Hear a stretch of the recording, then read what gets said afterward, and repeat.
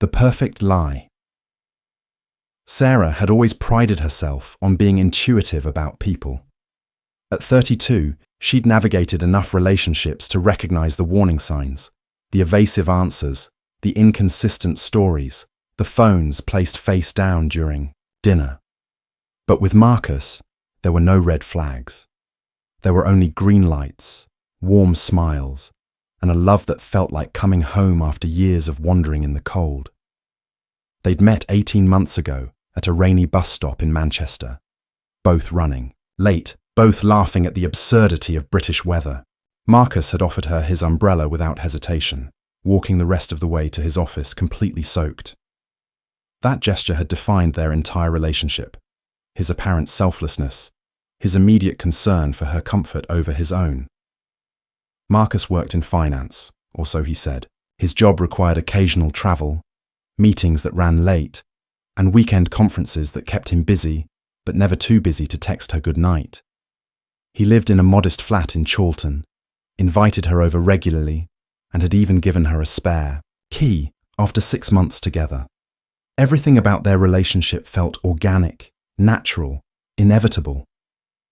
The engagement ring came on a Tuesday evening in February, presented not with grand gestures, but with quiet certainty, as they sat on his sofa watching the rain streak down the windows. Sarah had cried, not from surprise, but from relief. At last, she'd found someone who meant what he said, who showed up when he promised, who made her feel like she was enough exactly as she was. Her friends adored Marcus. Her mother, typically skeptical of Sarah's romantic choices, had pulled her aside after their first meeting to whisper approvingly about his manners, his steady job, his obvious devotion. Even Sarah's sister Emma, who had a talent for spotting liars from across crowded rooms, had given Marcus her rare seal of approval. The wedding planning began immediately. Sarah threw herself into the details with an enthusiasm that surprised even her. Venue hunting, dress shopping, cake tasting. Marcus participated with good humor, occasionally making suggestions but mostly content to let her take the lead. He was working on a big project, he explained, something that would set them up financially for their future together. The long hours were temporary, just until the deal closed. Sarah understood. She'd always been independent, comfortable with her own company, happy to give him space to succeed. When he missed dinner plans because of client meetings, she ordered takeaway and caught up on her reading. When he couldn't join her for her cousin's wedding because of a last-minute business trip, she went alone and told everyone how proud she was of his dedication to providing for their future. The doubts, when they came, were whisper quiet. A phone call that ended abruptly when she entered the room. A weekend trip that was extended by a day without much explanation. A credit card statement she'd glimpsed while helping him organize his desk, showing charges to restaurants she'd never been to. But these moments passed quickly, dissolved by Marcus's easy explanations and her own willingness to trust. Sarah had been betrayed before, in relationships that had left her suspicious and guarded. With Marcus, she'd made a conscious choice to love without reservation, to give him the benefit of every doubt. It felt like growth, like maturity. It felt like the kind of love story she'd always hoped to live. Small cracks in paradise. The first real crack appeared on a Thursday morning in March, though Sarah wouldn't recognize its significance until much later. She was running late for work, having overslept after a particularly intense evening of wedding planning. Marcus had already left for an early meeting, but his phone was still charging on the kitchen counter, forgotten in his rush. Sarah grabbed it, intending to catch him before his meeting, knowing he'd panic without it. But as she picked up the device, a notification lit up the screen, a text message from someone named Alex, with a preview that made her stomach lurch. "Last night was incredible. Can't wait to see you again." For a moment, Sarah stood frozen in Marcus's kitchen, his phone trembling in her hands. Then rational thought kicked in. Alex could be anyone, a colleague celebrating a successful pitch, a friend excited about a night out, a family member he'd surprised with a visit. The message could mean anything. She set the phone down without reading further, gathered her things, and left for work. but the words echoed in her mind throughout the day, growing more ominous with each repetition. By evening, she'd convinced herself she was being paranoid, letting past betrayals color her perception of an innocent message. When Marcus came home that night, phone in hand, and no mention of having retrieved it from the kitchen, Sarah said nothing. She watched him carefully, over dinner, searching for signs of guilt or deception, but found only the same warm attention he'd always given her. When he pulled her close on the sofa afterward, murmuring about how lucky he felt to have found her, Sarah pushed the morning's discovery to the back of her mind. But the seed of doubt had been planted, and it began to grow in the dark spaces between Marcus's words. Sarah found herself listening more carefully to his explanations for late nights, watching his face when he checked his messages, noting the way he sometimes stepped into another room to take calls. The second crack came 2 weeks later. Sarah was picking up dry cleaning when she saw Marcus across the street, walking hand in hand with a woman she didn't recognize. They were laughing, heads bent close together in the way couples do when they're sharing private jokes. Sarah called out his name, but he didn't hear her over the traffic. By the time she crossed the street, they'd disappeared into a coffee shop. That evening, Sarah asked Marcus about his day, keeping her voice carefully casual. He told her about meetings, phone, calls, a working lunch that had run long, no mention of coffee shops or mysterious women. When Sarah pressed gently, asking if he'd been near the city centre that afternoon, Marcus looked puzzled and said he'd been in meetings in Salford all day. Sarah began to pay attention in ways she never had before. She noticed that Marcus's stories sometimes changed in small details. A meeting scheduled for Tuesday that became Wednesday in later retellings. A client dinner in one restaurant that shifted to another when mentioned again days later. These inconsistencies were tiny, easily explained by the natural unreliability of memory, but they accumulated like drops of water wearing away stone. The wedding planning continued, but Sarah found herself going through the motions with less enthusiasm. She scheduled venue visits and tasting appointments, but part of her attention was always elsewhere, cataloguing Marcus's words and actions for signs of deception she hoped never to find. Marcus seemed oblivious to her growing unease. He was as affectionate as ever, as present when he was home, as excited about their future together. If anything, he seemed more attentive, bringing her flowers without occasion, cooking her favorite meals, staying up late to help address wedding invitations despite his exhaustion from work. These gestures should have reassured Sarah, but instead they felt performative, like overcompensation for something unspoken. She hated herself for the suspicion, for the way she found herself analyzing every kind word and romantic gesture for hidden meanings. This wasn't the woman she wanted to be, wasn't the kind of love she wanted to live.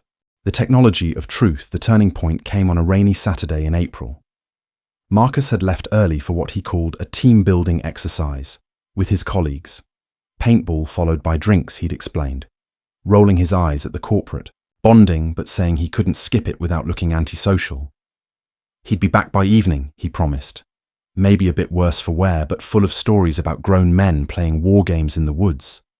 Sarah had planned to spend the day wedding, dress shopping with her sister Emma, but Emma had cancelled last minute with a stomach bug. Left alone with her thoughts and the persistent rain, Sarah found herself wandering Marcus's flat, not snooping exactly, but paying attention in ways she normally didn't. She noticed things she'd previously overlooked, receipts tucked into coat, pockets for restaurants she'd never been to, a second phone charger in the bedroom drawer that didn't fit either of their devices, cologne in the bathroom that wasn't the scent Marcus wore when he was with her. Each discovery could have an innocent explanation, but together they painted a picture that made Sarah's chest tight with dread. It was while tidying Marcus's desk that she found the GPS device. It was wedged behind his computer monitor, small and black and clearly expensive. Sarah had never seen it before, had never heard Marcus mention using navigation tools other than his phone. When she powered it on, curious, the screen showed a map of Manchester with 2 locations marked as frequent destinations. One was Marcus's office building in the city centre, The other was an address in Didsbury she didn't recognize. Sarah stared at the screen, her heart hammering. There could be perfectly reasonable explanations. Maybe it was a backup device from his car. Maybe the Didsbury address was a client's office. Maybe she was letting paranoia transform innocent technology into evidence of betrayal. But as she scrolled through the GPS history, she saw the pattern. Regular trips to the unknown address, often on days when Marcus had told her he was working late or traveling for business. The device showed him arriving at the Didsbury location in the evenings and leaving the following mornings, sometimes staying for entire weekends when he'd claimed to be at conferences or team retreats. Sarah's hands shook as she wrote down the address. She told herself she wouldn't act on the information, that she was better than the kind of person who followed their partner like a private investigator. But even as she promised herself this, she was already planning her route to Didsbury, calculating how long it would take to drive there and back before Marcus returned from his alleged paintball adventure. The drive through Manchester's suburban streets felt surreal, like she was watching someone else's life unfold from a distance. Sarah had been to Didsbury before. It was a pleasant area, full of Victorian terraces and young professionals, the kind of neighbourhood where couples buy their first homes together and plan futures that involve joint mortgages and shared dreams. She found the address easily. A converted Victorian house divided into flats, with a small car park and well-maintained gardens. It looked exactly like the kind of place Marcus might choose to live. Respectable, comfortable, unremarkable. Sarah parked across the street and stared at the building, unsure what she was hoping to see or prove. It was then that she spotted Marcus's car in the residence parking area, tucked between a blue Vauxhall and a silver Mini. Her fiancé, who was supposed to be crawling through mud with paint guns and work colleagues, was here instead, at an address she'd never heard him mention in a building she'd never seen before. The architecture of deception. Sarah sat in her car across from the Victorian conversion, rain drumming steadily on the windshield, and felt the last of her illusions crumble. Marcus's Audi was definitely his. She recognized the small dent on the back bumper from where he'd backed into a bollard the previous month, the parking permit hanging from the rearview mirror, the way he always parked slightly crooked when he was in a hurry. Her mind raced through possibilities, each one more devastating than the last. Maybe Marcus had been planning a surprise, a new flat for them to move into after the wedding, kept secret to delight her with the reveal. Maybe it was an investment property, something he was fixing up as part of his mysterious work project. Maybe there was still an innocent explanation that would make her feel foolish for doubting him. But even as Sarah clung to these hopeful scenarios, she knew they didn't fit the pattern of secrecy, the elaborate lies about his whereabouts, the careful way he'd hidden this place from her. You don't surprise someone you love by lying to them for months. You don't plan romantic gestures by creating elaborate deceptions about paintball and business trips. Sarah checked the time on her phone. It was just past 2 in the afternoon, and Marcus wasn't expecting her to hear from him until evening. She had hours to wait, to watch, to gather the courage to confront what she was increasingly certain she would find. As she sat there, other pieces of the puzzle began clicking into place. The nights Marcus came home smelling faintly of different perfume, which he'd attributed to crowded restaurants and female colleagues. The way he sometimes seemed surprised by Manchester news she'd mention, as if he hadn't been in the city when events occurred. The careful way he parceled out information about his days, never offering too much detail, never volunteering stories that weren't directly asked for. Sarah had attributed these things to Marcus being naturally private, or perhaps just not as chatty as some of her previous boyfriends. She'd respected his boundaries, even found his reserve somewhat attractive after dating men who shared every mundane detail of their lives. Now she wondered if what she'd interpreted as attractive mystery was simply the careful editing of a man living multiple truths. At 3:30, a woman emerged from the building. She was tall and auburn-haired, wearing the kind of casually expensive clothes that suggested both good taste and disposable income. Sarah watched her unlock the silver Mini and drive away, and felt a stab of recognition. This was the woman she'd seen with Marcus outside the coffee shop, the one he'd been holding hands with, laughing with, looking at with the same warmth Sarah had thought was reserved for her alone. The woman's departure galvanized Sarah into action. Whatever was happening in that building, whoever Marcus was when he was there, she needed to see it for herself. The not knowing was worse than any truth could be.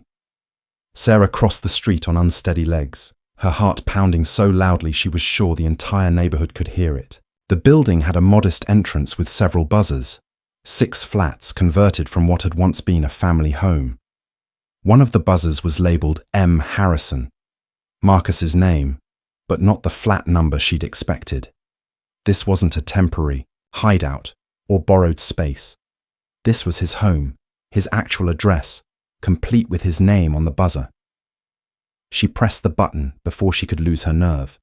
Marcus's voice crackled through the intercom, warm and welcoming.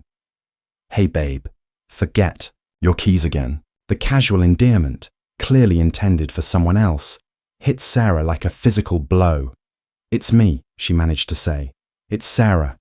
The silence that followed seemed to last forever.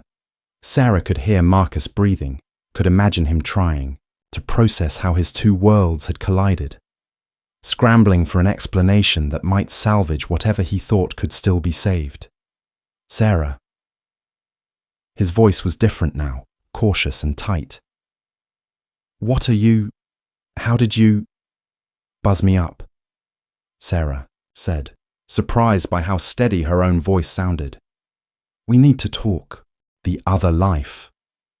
The woman who opened the door to flat 3B was not the auburn-haired woman Sarah had seen leaving earlier, though she clearly lived there too.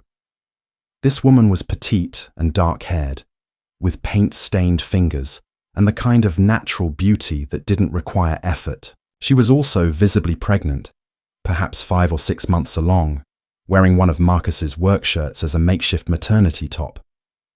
"You must be Sarah," the woman said, and her voice held no surprise, no shock at finding Marcus's fiancée on her doorstep. She sounded tired, perhaps even relieved. "I'm Lucy. I suppose you'd better come in." Sarah followed Lucy into what was clearly a lived-in home, not the bachelor pad or secret hideaway she'd been imagining. The flat was warmly decorated with an eclectic mix of vintage furniture and modern art. Children's books were stacked on the coffee table next to parenting magazines. A pair of small shoes sat by the door, not infant shoes, but the kind worn by a toddler. "Mummy, who's at the door?" A small voice called from the next room, and Sarah's heart stopped. A little girl, perhaps 3 years old, appeared in the doorway. She had Marcus's dark eyes and his distinctive widow's peak, inherited traits that made paternity undeniable. "This is Mummy's friend Sarah," Lucy said gently. "Why don't you go finish your puzzle, sweetheart? Daddy will be home soon to help you."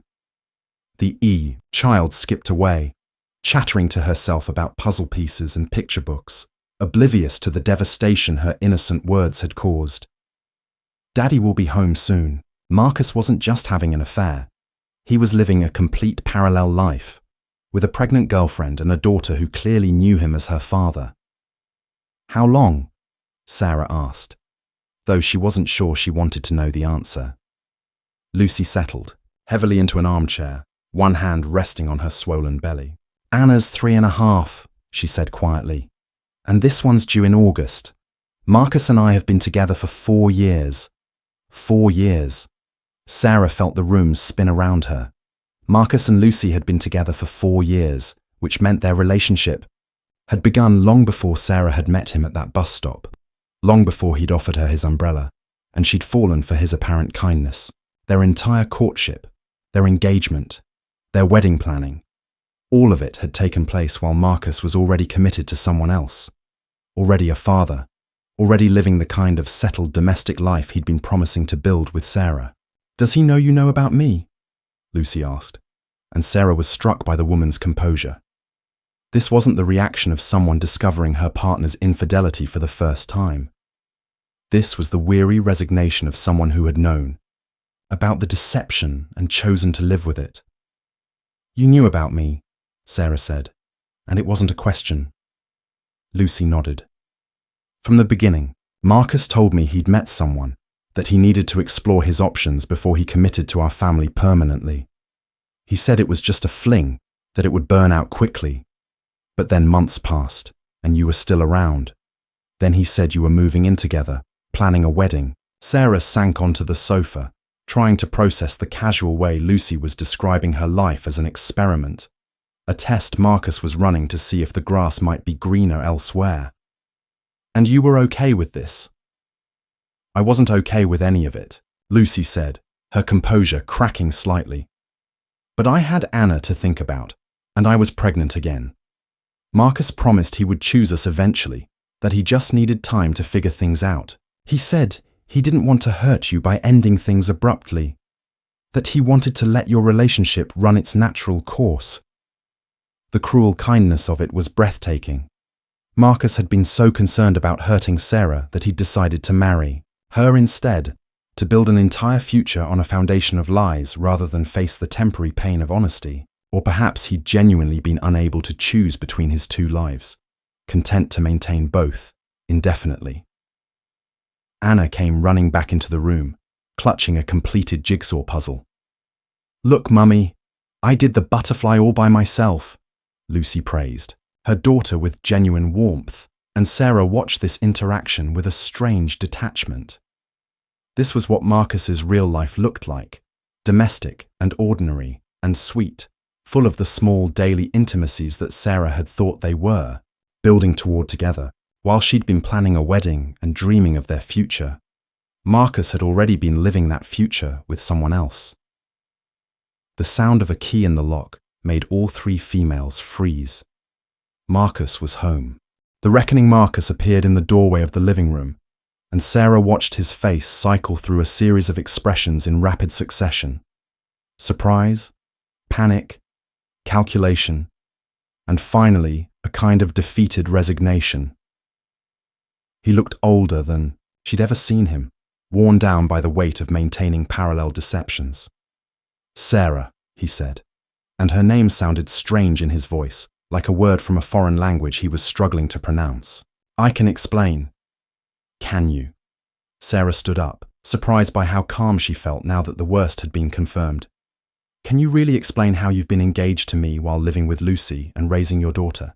Can you explain how you've been planning our wedding while she's been carrying your second child?" Anna looked up from her puzzle, sensing the tension in the room despite not understanding its source. "Daddy, why does the lady sound angry?" Marcus moved to his daughter immediately, scooping her up with the practiced ease of a devoted father. "Everything's fine, sweetheart. Why don't you go play in your room for a bit? Daddy needs to talk to Mummy and her friend." Sarah watched him carry Anna down the hallway, murmuring reassurances in the gentle voice she'd thought she knew so well. Even now, in the midst of having his double life exposed, Marcus's primary concern seemed to be protecting his child from adult complexities. It was admirable and infuriating in equal measure. When he returned to the living room, Marcus looked between the two women who represented the different compartments of his life, perhaps calculating what he could still salvage from the wreckage. Lucy watched him with the expression of someone who had been waiting for this moment for a very long time. "I never meant for it to happen this way," Marcus began, but Sarah cut him off. "How did you mean for it to happen?" she asked. "Were you planning to choose eventually? Were you going to show up at our wedding and make your decision at the altar? Or were you just going to keep both families indefinitely?" "It wasn't like that," Marcus said. But his protest lacked conviction. "I loved you both. I couldn't bear to hurt either of you. So instead, you decided to hurt us both completely," Lucy said quietly. "You decided to make us both live lies." Sarah stared at the man she'd planned to marry, searching his face for some sign of the person she'd thought she knew. The business, trips, the late meetings, the weekend conferences. You were here, weren't you? Living your real life while I was at home planning our fake future. Marcus nodded miserably. "I kept thinking I would figure it out, that I would find a way to make it work without destroying everything. I thought maybe, after the baby was born, or after we got married, things would become clearer. You thought you'd figure out which family to abandon, Sarah said, and the words tasted bitter. You thought you could just keep stringing us both along until you made up your mind. The apartment fell silent except for the sound of Anna playing in her room, humming tunelessly as she arranged her toys. It was such a normal domestic sound, the kind Sarah had imagined filling her own home with Marcus someday. Instead, she'd been planning a life that was already being lived by someone else. Lucy stood up carefully, one hand supporting her back. I think I need some air, she said. Anna and I are going to the park. You two can finish this conversation without us. She disappeared down the hallway, and Sarah heard quiet murmurs as Lucy explained to Anna that they were going out for a while. A few minutes later, mother and daughter emerged, Anna bundled into a small coat and chattering excitedly about the swings. Will Daddy come to the park too? Anna asked as Lucy fastened her shoes. Not today, sweetheart, Lucy said gently. Daddy has some things to talk about with his friend. After they left, Sarah and Marcus stood in the sudden quiet of the flat, surrounded by the evidence of his other life. Children's drawings were magneted to the refrigerator, family photos lined the mantelpiece, and the lingering scent of Lucy's perfume, the same perfume Sarah had sometimes detected on Marcus's clothes, permeated the air. I know you'll never forgive me, Marcus said finally, but I want you to know that I did love you. I do love you. That part was never a lie. Sarah looked at him, this man who claimed to love her while systematically deceiving her for months, and felt something inside her settle into place. Not forgiveness, not even anger anymore, but a kind of clarity she hadn't experienced since finding the GPS device that morning. No, she said quietly. That part was the biggest lie of all. The train back to Manchester city centre felt like a journey between worlds. Sarah sat by the window, watching the familiar suburbs slide past, and tried to reconcile the life she'd been living with the reality she'd just discovered. Every landmark she passed seemed different now, viewed through the lens of Marcus's deception. How many times had he travelled this same route, compartmentalizing his emotions, switching between his roles as devoted fiancé and family man? Her phone buzzed constantly. Text messages from Marcus that she didn't read, missed calls that she didn't answer. She'd left his flat without ceremony, walking out while he was still attempting to explain the unexplainable, still searching for words that might somehow minimize the magnitude of his betrayal. There were no such words. The engagement ring felt heavy on her finger, weighted with meanings she was only beginning to understand. Marcus had proposed to her on a Tuesday evening, in February, presenting the ring with quiet certainty while rain streaked down his windows. But now Sarah wondered, had he been wearing his wedding ring with Lucy when he bought this ring for her? Had he removed one piece of jewelry before placing another on her finger? The thought made her nauseated. Sarah's flat, when she finally reached it, felt like a museum of delusion. Wedding planning materials were spread across her dining table, catering quotes, flower arrangements, venue contracts that would need to be cancelled. The dress hanging in her closet, still wrapped in protective plastic from the boutique, seemed to mock her with its pristine optimism. She'd been playing house with a man who was already keeping house with someone else. The hardest part wasn't the betrayal itself, Sarah realized as she sat on her sofa, still wearing her coat, unable to fully commit to being home. The hardest part was recalibrating every memory, re-examining every moment of their relationship through this new lens of truth. The night he'd been too tired for dinner because of a difficult client meeting. Had he been up with Anna when she was sick? The weekend he'd cancelled their trip to Edinburgh because of work obligations. Had he been attending Lucy's prenatal appointments? Her sister Emma arrived within an hour of Sarah's text message, armed with wine and tissues and the kind of righteous fury that only sisters can properly deploy. Emma listened to the story without interruption, her expression growing darker with each revelation. 4 years, Emma said when Sarah finished. He's been living with her for 4 years, and he had the audacity to put a ring on your finger and plan a wedding. He said he loved us both, Sarah said, testing the words, trying to understand how Marcus could have convinced himself this was possible. He said he couldn't bear to hurt either of us. So instead, he decided to destroy both of you completely, Emma said, unconsciously echoing Lucy's earlier words. How is that better? How is systematically lying to two women less hurtful than being honest with one of them? Sarah didn't have an answer. She'd been trying to understand Marcus's logic since leaving his flat, but there seemed to be no rational framework that could accommodate what he'd done. Perhaps that was the point. What Marcus had done wasn't rational. It was selfish and cowardly, and ultimately impossible to sustain. But he'd chosen to maintain the deception anyway, passing the consequences of his choices onto the women who loved him. What about Lucy? Emma asked. How could she live with knowing about you? This question had been haunting Sarah since her conversation with Lucy in the flat. How do you watch the man you love plan a wedding to someone else? How do you carry his children while he promises forever to another woman? Lucy had seemed resigned to the situation, worn down by years of accepting half-truths and shared affections. I think she was holding on to hope that he would choose her eventually, Sarah said. Maybe after the baby is born, maybe after enough time passed, and she had Anna to think about. She had herself to think about too, Emma said fiercely. Both of you did. Both of you deserved better than a man who couldn't commit to either of his lives. Sarah nodded, but she was beginning to understand that anger, while satisfying, wouldn't undo the damage that had been done. Marcus had stolen months of her life, had made her complicit in his deception of another woman, had convinced her to plan a future that was built on systematic lies. The anger would fade eventually, but the consequences would linger. The wedding was supposed to be in 3 months.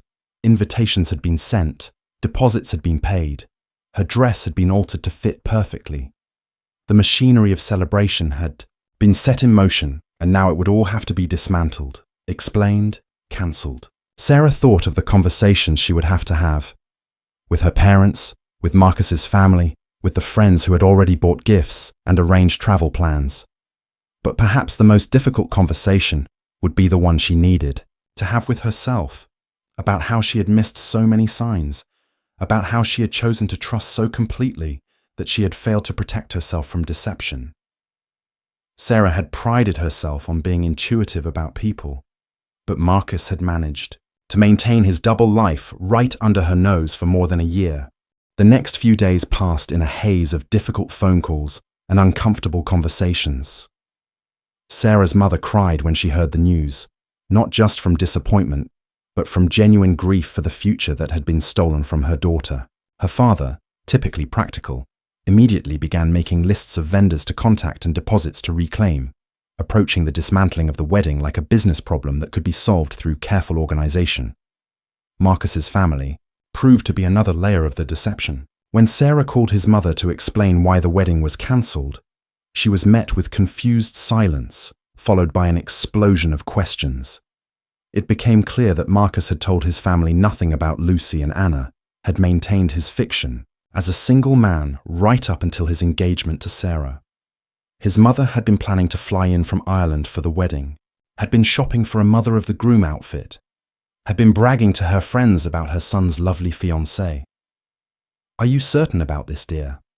Marcus's mother asked, her voice strained with the effort of processing information that didn't fit her understanding of her son. "It's just that Marcus speaks of you so lovingly, and he seems so excited about the wedding. Could there be some misunderstanding?"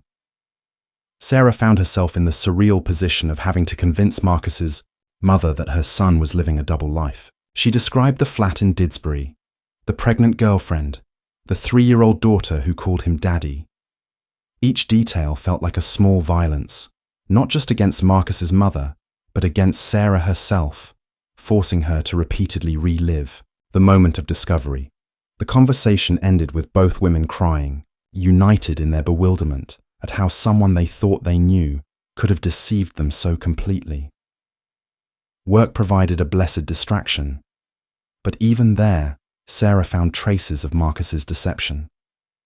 Colleagues who had met him at office parties asked about wedding preparations, forcing Sarah to explain the situation repeatedly. Each telling made the story feel more real and somehow more absurd. A man who had lived parallel lives for years, who had nearly made it to the altar before his careful compartmentalization collapsed. It was during one of these conversations that Sarah's colleague Janet made an observation that stopped her cold. "You know, I always thought there was something off about Marcus when I met him at the Christmas party. He kept checking his phone, and when anyone asked him about his plans for the holidays, he gave these really vague answers. I figured he was just naturally private, but looking back..." This comment sent Sarah down a rabbit hole of re-examination that consumed her evenings. She went through old photos, old text messages, old conversations, looking for signs she had missed. The evidence was there, scattered like breadcrumbs through their entire relationship, but it required the knowledge of his deception to see it clearly. The way Marcus had always been evasive about introducing her to his work colleagues. The careful way he scheduled their time together, never spontaneous, always planned in advance. The fact that she had never been to his office, never met his boss, never been included in work social events beyond the most public ones. His reluctance to post photos of them together on social media, which she had interpreted as romantic privacy, but now understood as careful image management. Most telling of all were the conversations they'd had about their future together. Marcus had been enthusiastic about big-picture planning, the wedding, the honeymoon, the house they would buy together, but had always been vague about immediate logistics. When would they move in together permanently? Which of their current flats? Would they give up? How would they merge their daily routines and social circles? These practical questions had always been deferred with promises that they would figure everything out after the wedding. Now Sarah understood why. Marcus couldn't answer those questions because he had no intention of actually merging their lives. The wedding itself might have been another elaborate performance, a public commitment that would somehow coexist with his private life in Didsbury. Perhaps he had convinced himself that marriage to Sarah wouldn't necessarily mean ending his relationship with Lucy and Anna. Perhaps he had planned to maintain both families indefinitely, scheduling his time like a traveling salesman with multiple territories to cover. The sheer audacity of it was breathtaking.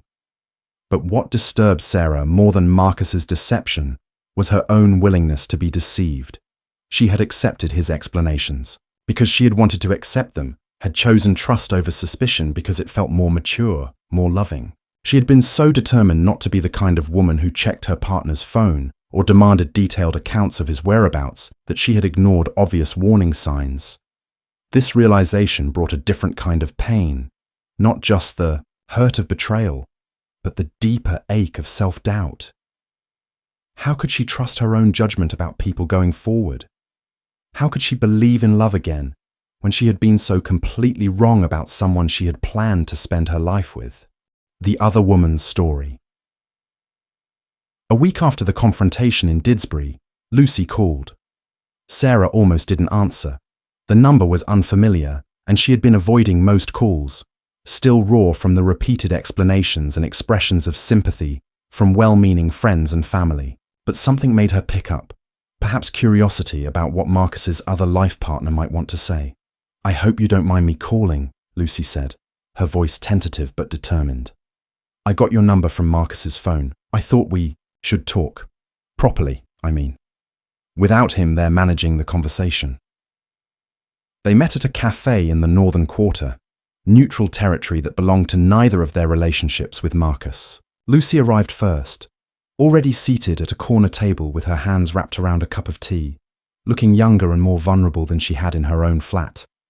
The confidence she'd shown on her home turf had been replaced by something more fragile, the exhaustion of someone who had been carrying a heavy secret for too long. "I need you to know that I never wanted this to happen," Lucy said as soon as Sarah sat down. "When Marcus first told me about you, I told him he had to choose. I said I wouldn't be part of deceiving anyone." Sarah studied Lucy's face, searching for signs of manipulation or self-serving revision of history, but found only genuine distress. "What changed your mind?" "Anna," Lucy said simply, "and the pregnancy. Marcus kept promising he would end things with you gently, that he just needed time to do it right. He said you were fragile, that you'd been hurt before, that a sudden breakup might devastate you. He made it sound like he was being kind. The irony was sharp enough to cut. Marcus had used Sarah's past heartbreaks, confided to him in moments of intimacy as justification for orchestrating a far more devastating betrayal. He had weaponized her vulnerability against her, convincing himself and Lucy that elaborate deception was somehow more compassionate than honest rejection. But months went by, Lucy continued, and you were still there. Then he said you were moving in together, and I realized he wasn't planning to choose at all. He was planning to keep both of us. Why didn't you leave? Sarah asked, though she thought she knew the answer. Lucy's hand moved instinctively to her pregnant belly. Where would I go? I was pregnant. I had Anna, and Marcus is a good father. He loves his daughter completely, and I kept thinking that eventually he would realize that what we had was real, that you were just a distraction. Sarah felt a stab of recognition. She had thought the same thing in reverse, that Lucy was the distraction, the complication that would eventually be resolved in favor of their real relationship. Both women had been holding on to hope that they were the chosen one, that their connection with Marcus was the authentic one. Did you ever look me up? Sarah asked. Did you ever want to know who I was? Lucy nodded, looking ashamed. I found your social media. I saw the photos of you and Marcus together, the way you wrote about him, how happy you looked. It made everything worse because I could see that you really loved him. You weren't just some casual fling he was stringing along. You were building a life with him, just like I was. This admission hit Sarah harder than she had expected. While she had been blissfully unaware of Lucy's existence, Lucy had been watching her from afar, witnessing her joy and excitement about the future she was planning with Marcus. Lucy had seen the engagement photos, the wedding planning updates, the casual mentions of my fiancé that Sarah had posted without knowing she was inadvertently torturing another woman. I almost called you, Lucy said quietly. When I saw the engagement announcement, I almost picked up the phone and told you everything. But Marcus swore he was going to handle it, that he would break up with you before the wedding. He said he just needed to get through his work project first, that he couldn't deal with the emotional upheaval while he was under so much pressure. There was no work project, was there? Sarah said, though it wasn't really a question. I don't think so. I think he was just buying time, hoping something would happen that would make the choice for him. Maybe he hoped you would break up with him, or that I would get tired of sharing him and leave. He was always looking for the path that would hurt the fewest people, but he never realized that the longer he waited, the more damage he was doing to all of us. They sat in silence for a moment. Two women who had unknowingly been competing for the same man's attention while he carefully managed their separate existences. Sarah thought about all the times she had felt slightly unsettled by Marcus's behavior, all the moments when her intuition had whispered warnings that she had chosen to ignore. Lucy had been living with full knowledge of the deception, which, in some ways, seemed worse, the daily compromise of accepting half a relationship while watching someone else receive the other half. What happens now? Sarah asked. With you and Marcus, I mean. Lucy's laugh was bitter. I don't know. He's been calling constantly since you found out, wanting to talk, wanting to explain himself. But what is there to explain? He chose to lie to both of us for over a year. He chose to let you plan a wedding while I was carrying his child. Those aren't mistakes. They're choices. But you have Anna to think about, Sarah said, unconsciously echoing what others had said about Lucy's situation. I do, Lucy agreed, but I also have myself to think about, and this baby. She placed both hands on her belly, protective and determined. I don't want my children growing up thinking this is what love looks like. Lies and compartmentalized affection and promises that are never kept. Anna deserves better than watching her father treat the people he claims to love like interchangeable parts in his life. Sarah felt an unexpected surge of respect for Lucy. Despite everything, the pregnancy, the financial uncertainty, the complications of single motherhood, she was considering leaving Marcus. She was willing to sacrifice the security of his presence and support rather than continue living within the framework of his deception. "I'm sorry," Lucy said suddenly.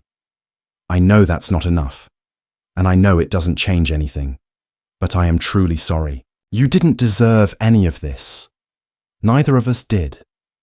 Sarah nodded, accepting the apology that Lucy didn't really owe her.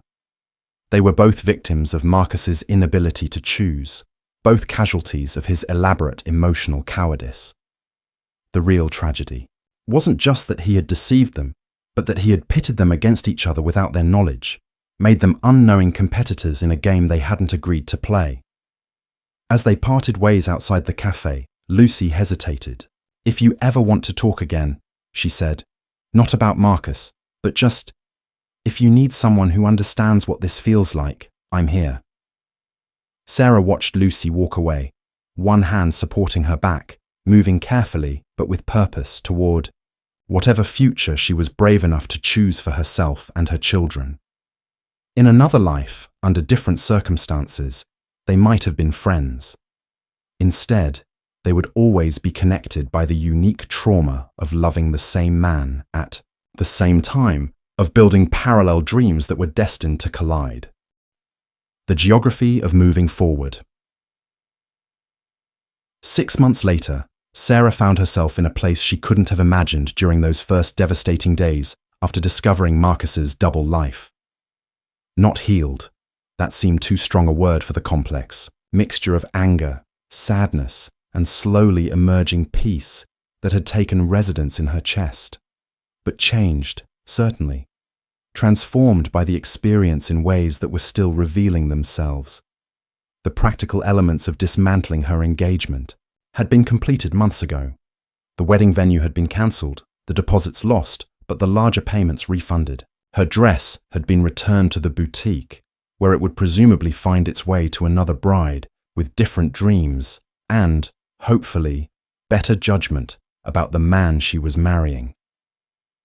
The engagement ring had been the hardest thing to deal with, not emotionally, but practically. Did you return a ring to a man who had bought it with money earned while living a lie? Did you keep it as compensation for the time and emotional energy he had stolen? In the end, Sarah had sold it and donated the money to a women's shelter, transforming the symbol of false promises into something that might actually help someone. Marcus had tried to maintain contact for several weeks after the confrontation, sending long text messages that attempted to explain his motivations and express his regret. Sarah had read the first few, finding them full of self-serving justifications and hollow apologies before deciding to block his number entirely. She had no interest in helping him process his guilt or in providing him with the absolution he seemed to be seeking. Through mutual friends, Sarah learned that Lucy had indeed left Marcus, taking Anna and moving back to her parents' house in Leeds to prepare for the birth of her second child. Marcus was reportedly devastated by the loss of his family, finally experiencing the consequences of his choices in a way that couldn't be managed or compartmentalized.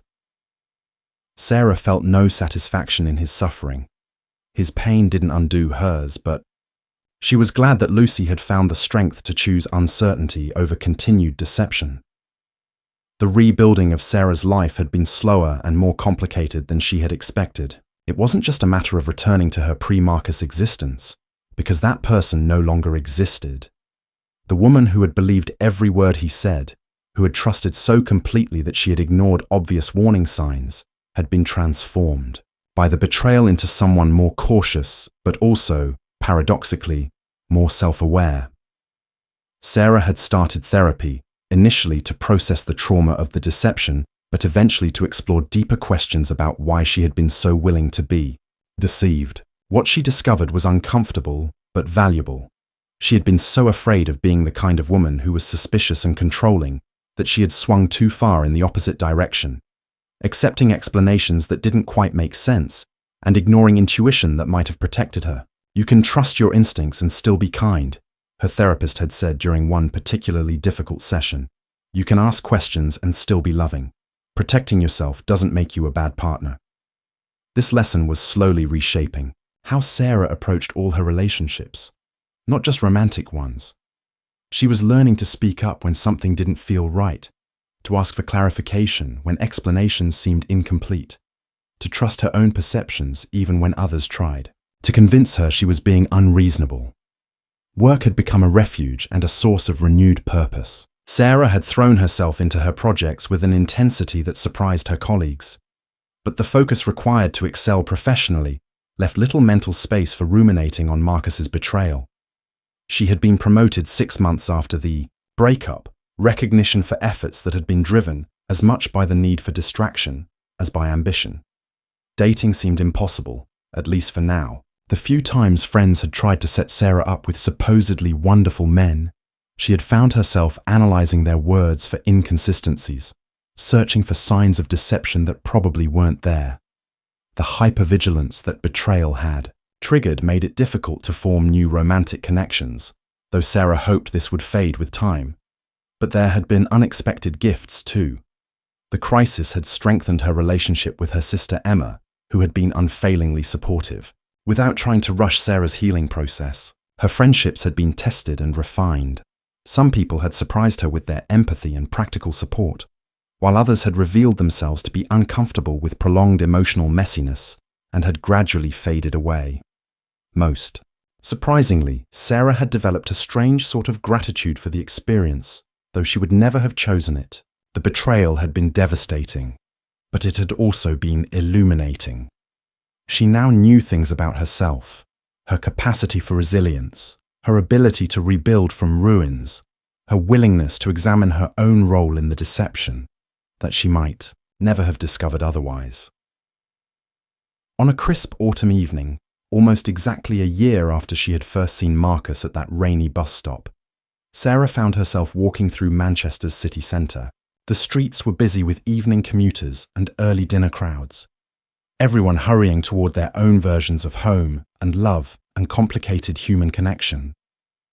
As she passed the coffee shop where she had once glimpsed Marcus with Lucy, Sarah felt a familiar tightness in her chest, but it was softer now, less sharp than the raw pain that had consumed her for months. She paused outside the window, looking at the couples inside sharing intimate conversations over steaming mugs, and realized that she could imagine herself there again someday.